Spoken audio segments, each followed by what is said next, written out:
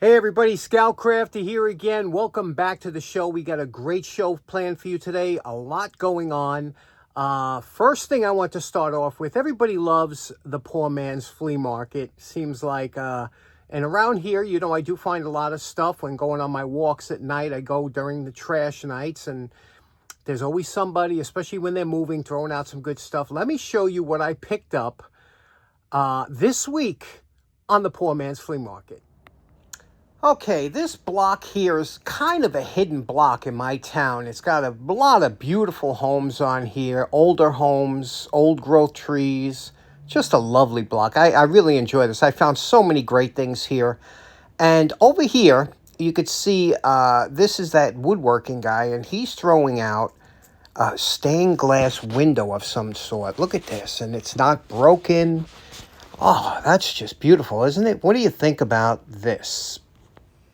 Now, first I found this. What a lovely window this is. And what this is, it is a stained glass. Well, it's not stained any color, but it's got all beveled glass in there. You see the bevels around here.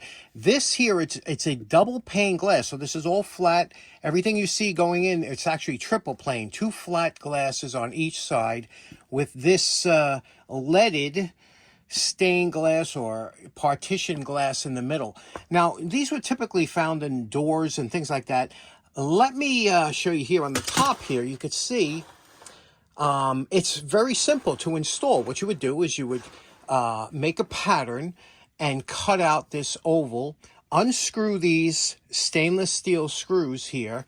This will lift off. This piece here, you slip it into the hole you made, you cork it and put it back together, and Bob's your uncle. And isn't that beautiful? Let me clean it up, show you what it looks like. Okay, there we go. It's all cleaned up. You could see this side with the screws would be the inside, and you could see here it's very well made. It's a heavy window. Like I said, it was probably in a custom door or something. And where this house came from, this is the guy who was a woodworker. And I got a 4-foot fluorescent light from him. He's going to be moving, guaranteed, because he's throwing out stuff little by little.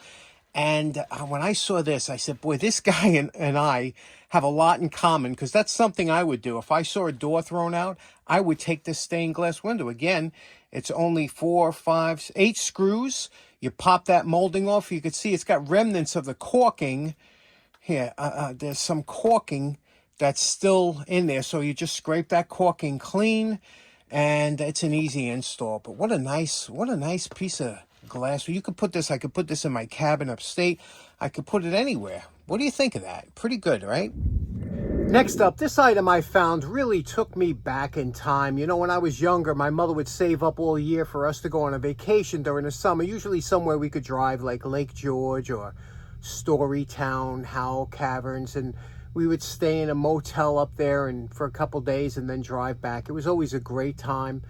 And we used to get our own little suitcase. We all had our own little suitcase to bring, and we would pack our clothes. My mother would always check it to make sure we didn't forget anything. But when I saw this on the side of the road, and I just loved the sound when those suitcases open. And remember the satin drawstring, the elastic drawstring pockets inside, just really threw me back. You know what I'm talking about? Did you have one of these type suitcases? I mean, you have to be old like me if you did.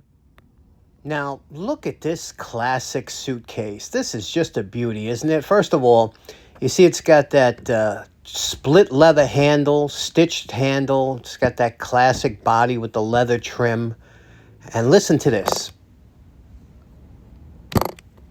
We got to hear that again. Once again.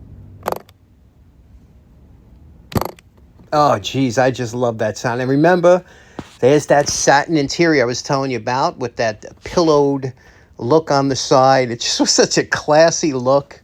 I love those old vintage suitcases. This thing smelled old too. But, geez, what a nice little suitcase, and brought back a lot of memories. Next up, I love when people put things that are still good on top of their can so people can use. But look at this cool Spider-Man desk. Isn't that something? Boy, if I was 250 pounds lighter, I think I would have grabbed this. What a nice looking Spider-Man desk. What do you think? Okay, next up, this is actually the next night, and it was Memorial Day, so they didn't pick up the night before. I went for another walk, and this wasn't thrown out yesterday, but look at this.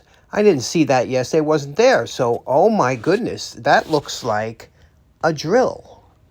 Okay, so here it is, as found. Now, I know what you're thinking. You're like, man, you're better than me taking that piece of junk, but I have to tell you something. I almost felt like this is almost a challenge for us, okay? First of all, when you see a drill like this in here, what it says to me is that this was used for like mixing a spackle. Now, this came from the same house I found those two lights that were covered with that spackle dust, you know, that sheetrock dust, those two lights, those hanging lights. So this was thrown out, and I said, man, look at this. It looks like the vents are clogged up with maybe some of that spackle or whatever. But these drills are not cheap. They do run a pretty penny on Amazon or whatnot. It is a DeWalt. It is a high torque drill, and it has the chuck key. So I said, boy, if we could get this thing, what do you think? Take your bets. Do you think this thing runs? Now, the first thing I noticed, just looking at the cord, it's got some strange cord. I don't even know what this is on here. But it looks like the cord at one time. Yeah, look at this. Look, I always tell you, you always find those wonky, you know, somebody cut it and then spliced it quick or something. I didn't plug it in because I said I'm going to leave that for us. I'm going to scrape that clean with a utility knife, the plug. I'm going to plug it in and we're going to try it. It's double insulated, so I don't worry about a shock. But do you think this works? Yes or no? Place your bets now. Okay, I cleaned the plug up.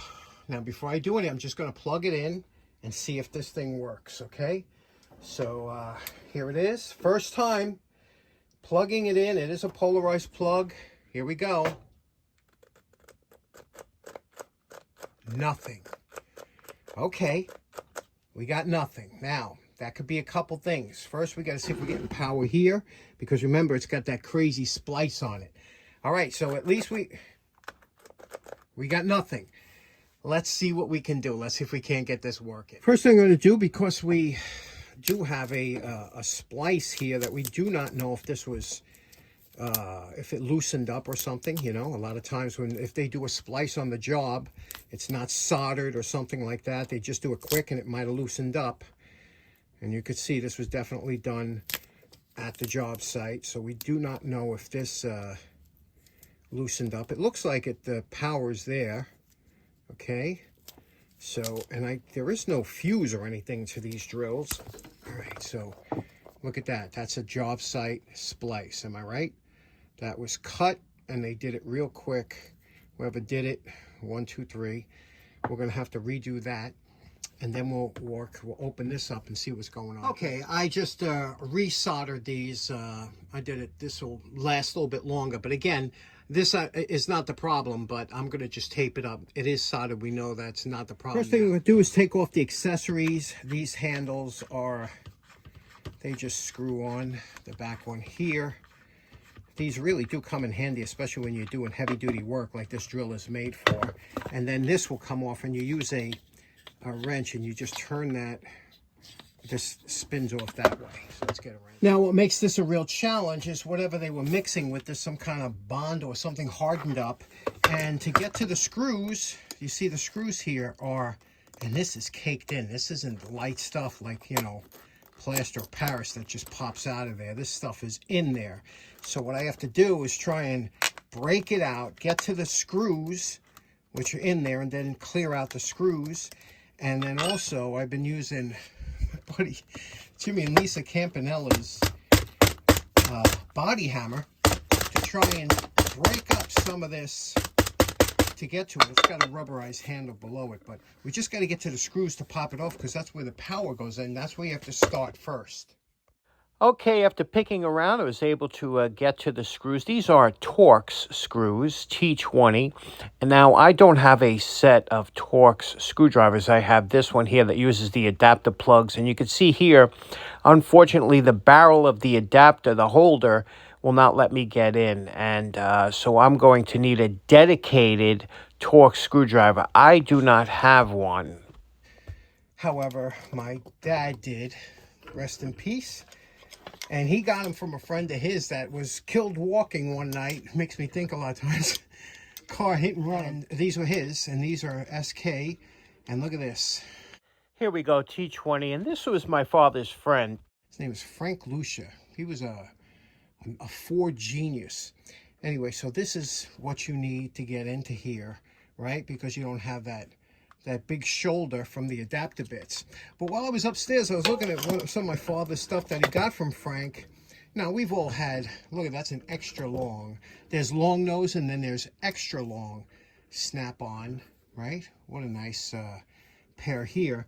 But, and these, something you don't usually see. Sometimes you have to get in. You could turn something. You could pull things off. You could pull spark plug wise. A lot of things you could use this for. And this is Knipex. So you could see here, Germany. Bet you these were a lot of money. And again, that was Frank. And I never seen these before. Have you? These are what they call drunken long nose. I don't know what these are, but they're, you could see, they got a bit of a, kind of a curve to them, right? Like a dolphin's mouth or something. What do you think of those? Never saw those before. Pretty cool. Okay, once again, with the help of my father, who's still helping me today, these two screws I got out. You can see here, but I don't know if there's another screw here behind this gunk. I can't see any. I think this might slide back, so I had to take this back piece off. I got these 4 screws out around here. Here's the back of this. Look at that, huh? That's always nice to see. And there we go. Now here's the brushes. And I think this will slide back if I push it and maybe come off. But there we go. Now, here's where you have to check and see if your brushes are worn. If they're worn out, I still see some brush there. There's the springs that push that hold the brushes in. And you could do your power check here when you squeeze it if you have any power. The armature doesn't look that bad. Let's see if we can't pull this back. Just wiggle it back and forth. There we go. Look at, see how that comes off like that?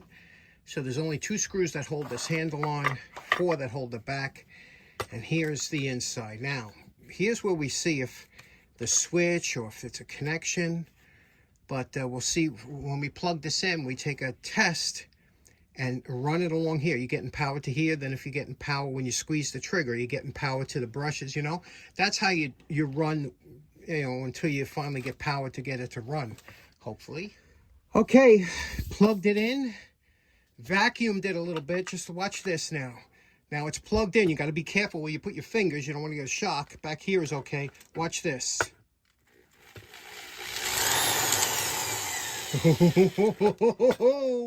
We got power. Now all I have to do, I'm going to unplug it. Now we're just going to clean everything up.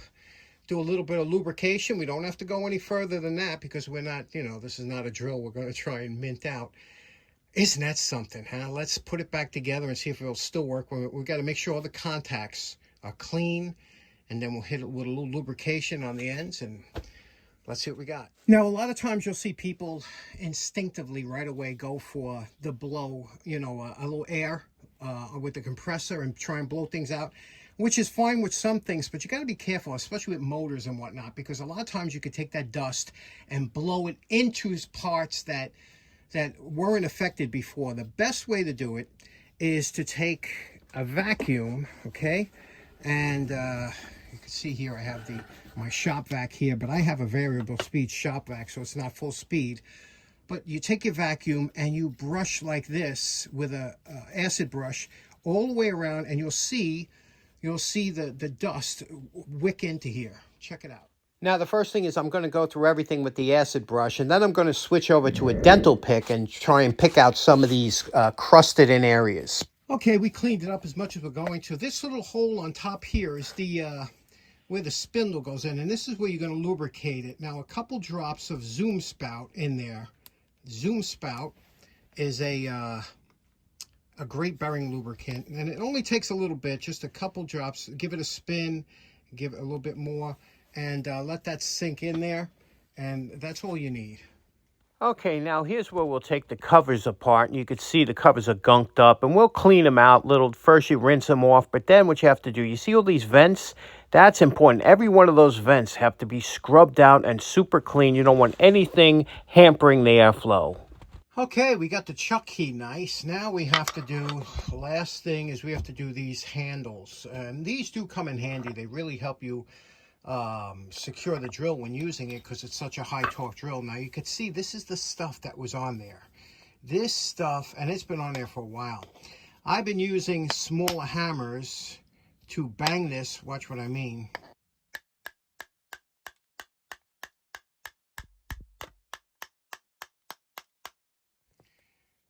Banging and trying to chip it out with a screwdriver, and you can see the ridges on that handle makes it much harder. But this stuff, because it's so hard, sometimes you could bang it and you don't get it, but it's hard. And this really is hard because it's not thick enough to break off.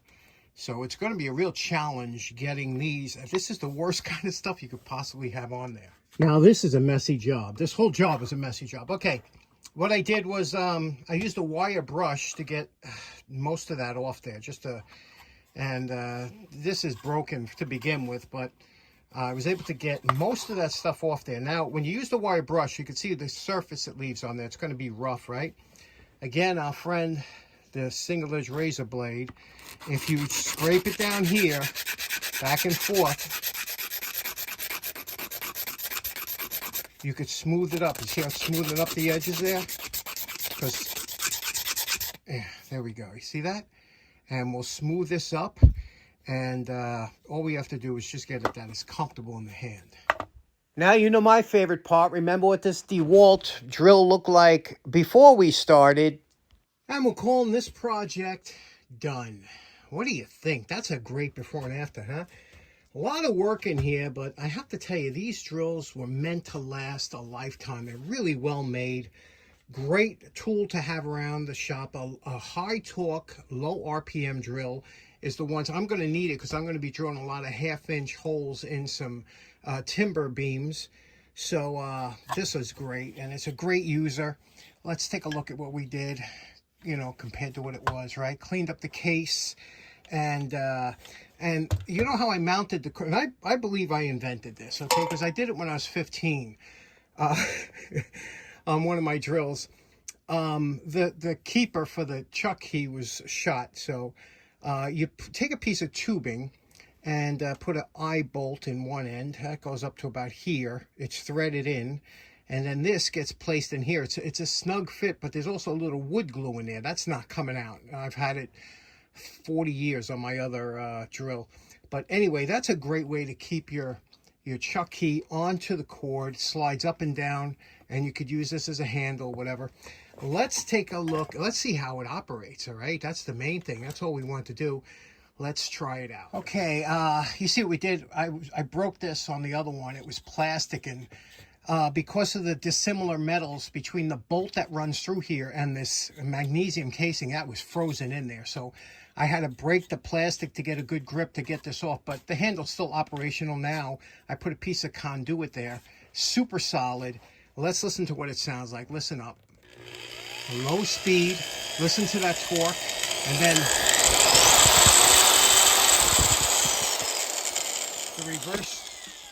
the reverse switch is right here. Reversing. And you can see here, watch how the chuck works. I lubricated the chuck. That's all the way open.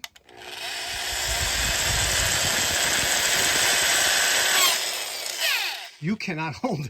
This thing will literally break your wrist. That's how much torque is on these drills. So really nice, good slow speed operation, triggers fine. So what do you think? That was a good find, wasn't it? Next up, last week I was in Lowe's, and I was having to look around. Now, every store, usually, like a Lowe's, a Home Depot, they usually have what's called a clearance section where they have old, sometimes returned, sometimes slightly damaged, sometimes the packaging's ripped, and you can get deep discounts, but you got to know where they are. They're usually hidden somewhere in the store. They're not out that you could see them because they, you know, it's for the people that are in the know, more or less. And I went there the other day, and they Lowe's has a section, a clearance section, and there were some tape measures, things like that in there. And this one here is a really nice one.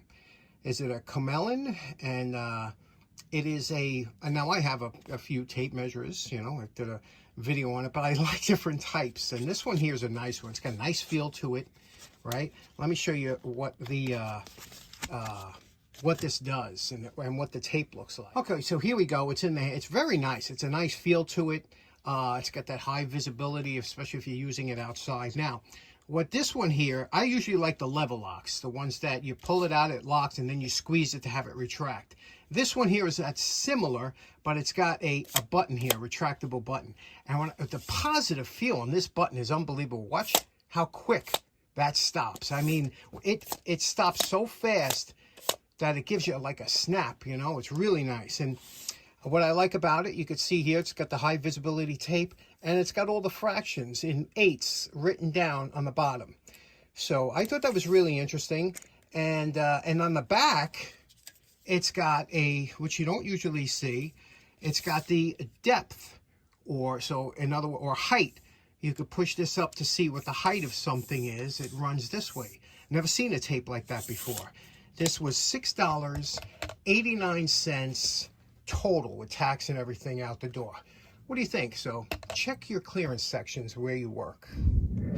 Next up, yes, I was in the Dollar Tree, and I'm a bulb guy. I just love light bulbs. Anyway, this is the newest type that they have in Dollar Tree, the first time I've seen them. Now, usually the bulbs that you have, the LED bulbs, had like a Cree LEDs. They were small square LED chips, and a lot of times they had a multitude of them, and when they get hot they burn out, and you know, lifespan could be varied. Some people like them, some people hate them, whatever the case, but they're constantly evolving with this LED. Now this type here, with this type filament, that long filament, has long been recognized as like the way to go, but it was too expensive to make. When these bulbs first came out, this type, I remember they were $19 because I was like, oh, they called them the Edison style, but you could see the long filament.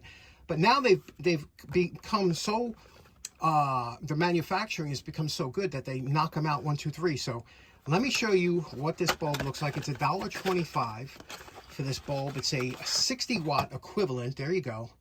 Glass envelope, right? You can see the filaments there.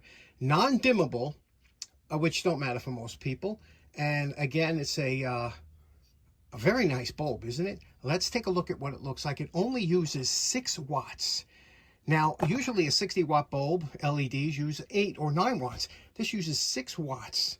Let's take a look at what it looks like. Okay, we have a bulb tester here, and we're going to turn it on, see what it looks like. Okay, there we go. What a lovely light that throws off. It's bright.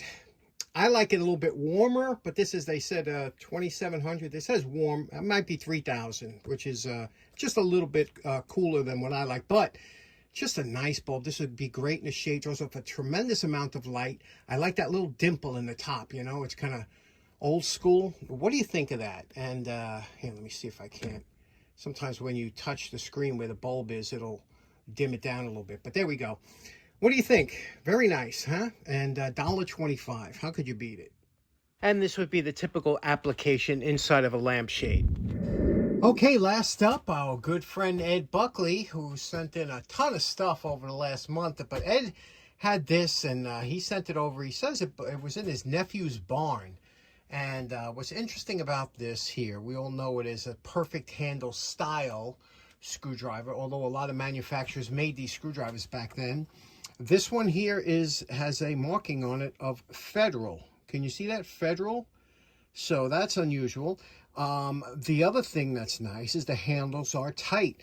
Now, it did a quick cleaning, took the rust off and everything, but I guess he would like to see this taken, you know, back to the way it looked when it was new. And look at that. It's a beautiful size. It's a nice shape. It's got, you see the back here? You know, the back isn't all beat up like a lot of them are, and it's got a little paint marks on, but the tip hasn't been manipulated at all. It hasn't been reground. It's just a beauty, right? You don't usually see them in this kind of shape, but what do you say we bring this back to the way it would have looked when it was new? You know, with all the hundreds of tools that I have down here, I have to tell you this, the humble single edge razor blade is just such a fantastic tool. Now, you got to be careful around the federal, so we're not going to hit that with the single edge, but you can see what it does. It takes off a nice coating here without going too deep, and it'll take that paint, that green paint, off. And again, we don't want to hit the federal, and you can always drag it one way or the other. You see what we're doing here? Dragging it, and look at that. Just with a single edge razor blade. Fantastic tool. You could buy them by the box load. But look, that's just with that. Isn't that great? Let's do the rest. Now, this is only with the single edge razor blade. You could see here it took off that was basically hand oil and tarnish, things like that comes from your hand, the salts, and maybe there was a little shellac on there, whatever the case may be. Now it's down to almost a raw wood. We'll hit it with the sanding belt, but we just want to see, make sure there's nothing else on there we wanted to look out for. The back here, I'm going to hit this with the wire brush real quick. There we go. That's with the wire brush. And again, we did that just to see what's underneath there. We're going to try and get those nicks and dents out of here. And now we're going to take it to the sanding belt. Now, again, because we want to keep this federal, you got to be real careful when we go over here that we don't remove this. We just want to take off some of the outside, but we don't want to leave that imprinted on there. But the rest of it, we want to take it down to a nice wood. It'll be a little lighter than this. And then we'll do the metal shaft too. You see what the metal shaft looks like?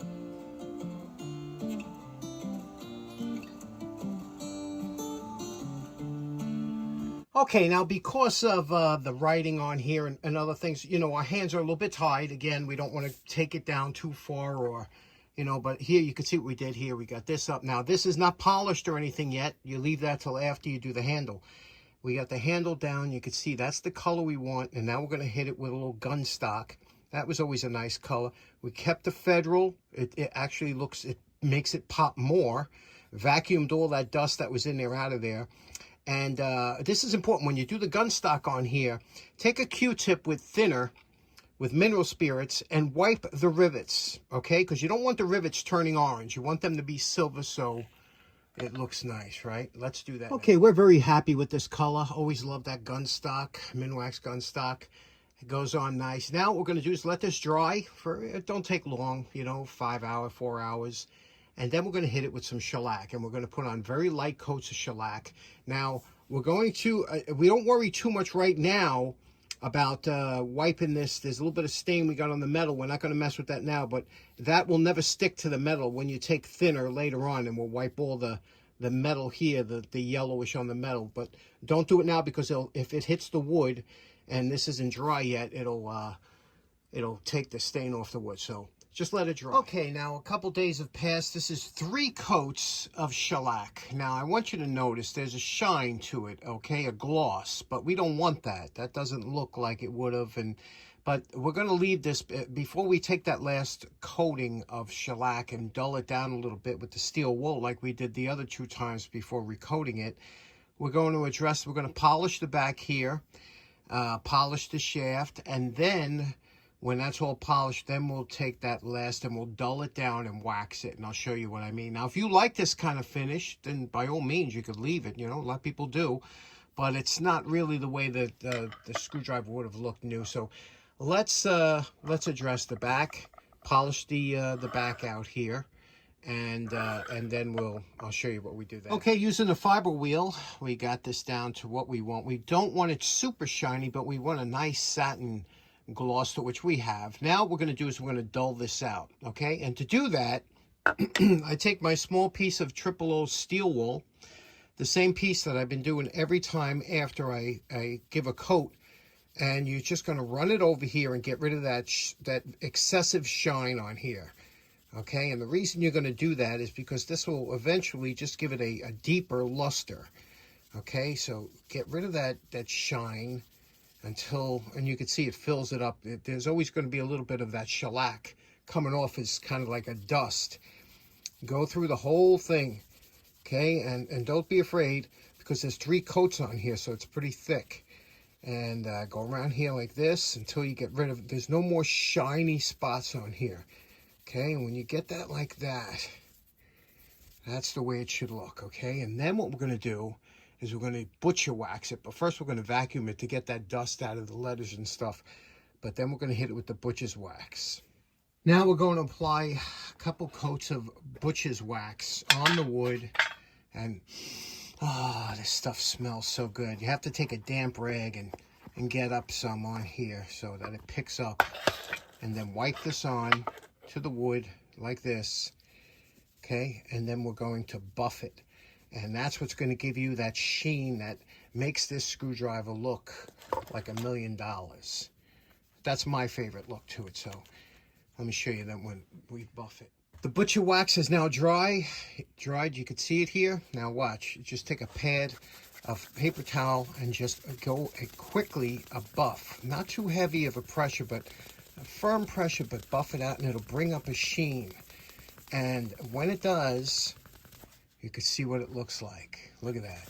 Now that is a super, super durable finish, and it's not slippery in the hand. Then flip it here, go over it once, and there we go. That is a classic. Look at that. And it feels so nice in the hand. It's a very durable finish. Good for another 100 years. And then we'll just put some Meguiar's Auto wax on the metal surfaces. Now, you know my favorite part. Remember what Ed's screwdriver looked like before we started? And we're calling this project done. What do you think about that, huh? Isn't that just beautiful? You know, it's something that just has that old school look to it, but yet it doesn't look like it's been restored. It just looks like it's in really good shape. If you found this or a drawer or something, you would say, wow, that thing's never been used. You know, that's the way I like it to look. And it's very smooth, very comfortable, and it's a durable finish. You don't have to worry. You can use it every day. You don't have to worry about it. You can always wipe it down once a year, re-wax it or whatever. There we go. Ed, what do you think? I think this is kind of what you were looking for. Okay, so in closing, that was a fun episode, wasn't it? We had a great week at the Poor Man's Flea Market, and also nice send-in from Ed, that screwdriver we finished up with. So we got a couple restorations in, and hope you enjoyed it. We will see you again next week. Thanks so much for tuning in. Take care now. Bye-bye.